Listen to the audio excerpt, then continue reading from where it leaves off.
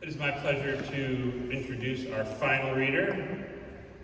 Wayne Miller is the author of 6 poetry collections, most recently The End of Childhood from Milkweed. He teaches at the University of Colorado, Denver, co-directs the Unsung Masters Series, and edits Copper Nickel. Please welcome Wayne Miller.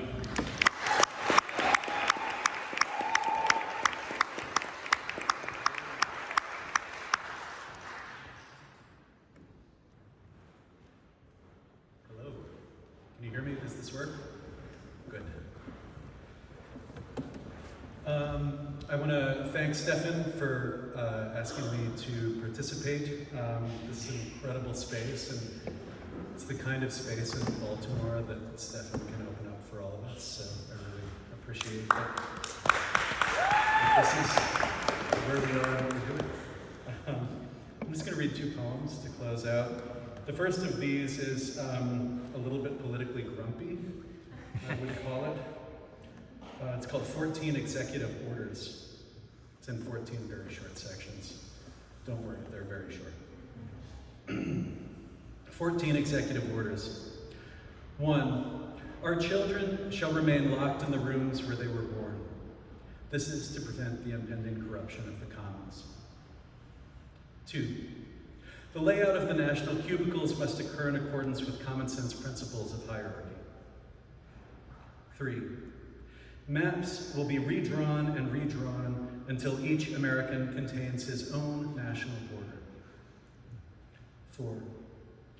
Christians shall be protected from art that depicts Christians poorly, since such art is likely to enter the national conversation capitalistically and without forewarning. 5. The Department of the Interior is now called the Department of the Soul. 6.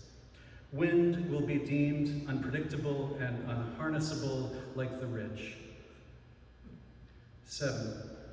The country will be filled with smoke from sea to shining sea. Our borders will rise into the air to contain it. The people will stumble against each other inside.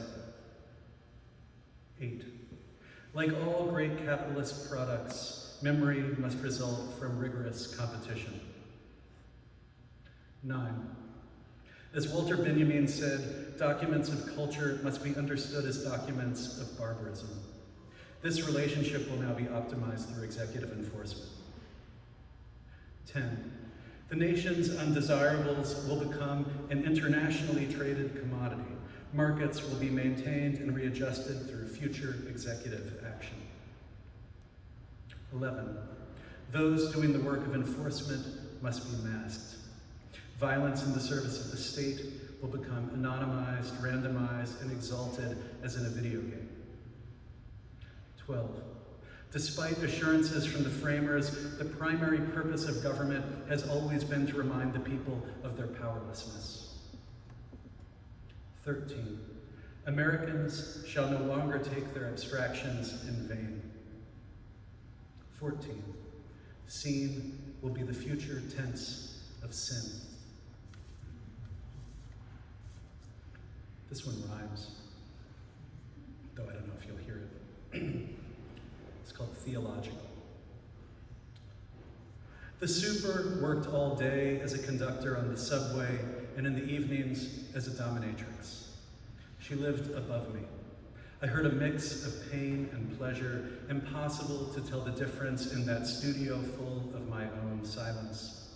On the front stoop, I ran into her clients who drooped in exhausted gratitude.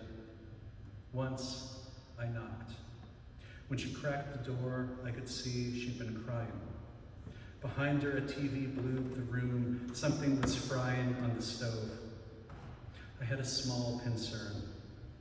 She told me, I'll get to you in turn.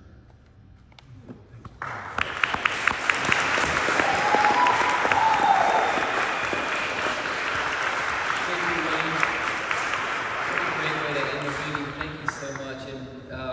If I didn't know better, I would think you had moved to Baltimore. Wayne read for us last month on Super Bowl Sunday, and his reading, not surprisingly, was much better than the Super Bowl.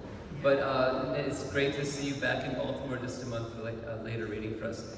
So that concludes the reading today.